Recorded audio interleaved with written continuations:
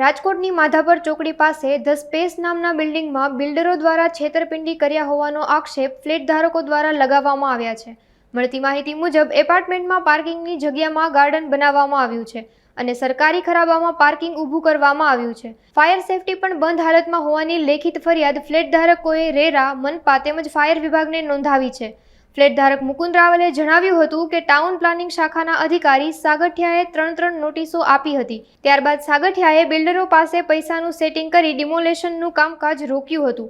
આ બાબતે mayor, commissioner, PMO અને સીએમઓને પણ રજૂઆત કરવામાં આવી છે। મારું નામ મુકુંદ રાવલ છે। હું ધ પેસ બિલ્ડિંગમાં રહું છું। આ બાબતે અમારા બિલ્ડરે ઘણા અનલીગલ બાંધકામ કરેલા છે અંદર સોસાયટીમાં આફ્ટર કમ્પ્લીશન પછી, જે બાબતે અમે અર્બન ડેવલપમેન્ટ ગાંધીનગર, અહીંયા કમિશનર આનંદ પટેલ સાહેબ, આ બધાને અમે ધ્યાને દોરેલું હતું।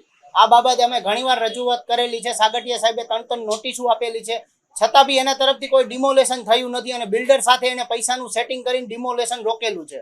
આજ દી સુધી કોઈ એક્શન લેવાના નથી। સાગઠિયા સાહેબ, અમે આ બાબતે મેયરને બી જાણ કરેલી છે ને, નૈનાબેનને, મેયરને ખુદને હું રૂબરૂ 2 વાર મળી આવ્યો છું। આનંદ પટેલ સાહેબને ખુદ 2 વાર રૂબરૂ મળી આવ્યો છું। અત્યારે જે પંડ્યા સાહેબ પાસે આ કેસ છે અને પંડ્યા સાહેબ બી હાલ ડિમોલેશન કરતા નથી। આ બાબતે આપણે કહીએ છીએ તો કે એટીપી ને અમે ઓથોરિટી આપેલી છે, પણ એટીપી કોઈ એક્શન લેતા નથી। અર્બનમાં કોમલ ભટ્ટ સાહેબ જોડે વાત થઈ હતી મારે લાસ્ટ, એમના પીએ રાજદીપભાઈ મકવાણા છે, જેને મારો નંબર બ્લોક કરી દીધો છે, સરકારી નંબર હોવા છતાં બી એમને ઘણીવાર રજૂઆત કરી, પણ એ લોકો બી કોઈ ધ્યાને દોરતા નથી। પીએમઓ પોર્ટલમાં અમે પણ કરેલી છે। ફેસ બિલ્ડિંગમાં ઘણા અનલીગલ બાંધકામ છે, બિલ્ડરે જેવું બતાવ્યું એવું આપ્યું નથી। રેરામાં અમારી ફરિયાદ ચાલે છે।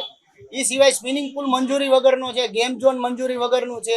કાલ ઉઠીને કોઈ અકસ્માત કે સ્વિમિંગ પુલમાં કોઈ બનાવ બને તો જવાબદારી કોની રહેશે? અમે મેયરને, કમિશનરને, ઉપર અર્બનમાં આઈએસ ઓફિસરને અને મુખ્યમંત્રી ભૂપેન્દ્ર પટેલ અને પીએમઓ પોર્ટલમાં નરેન્દ્ર મોદી સાહેબ સુધી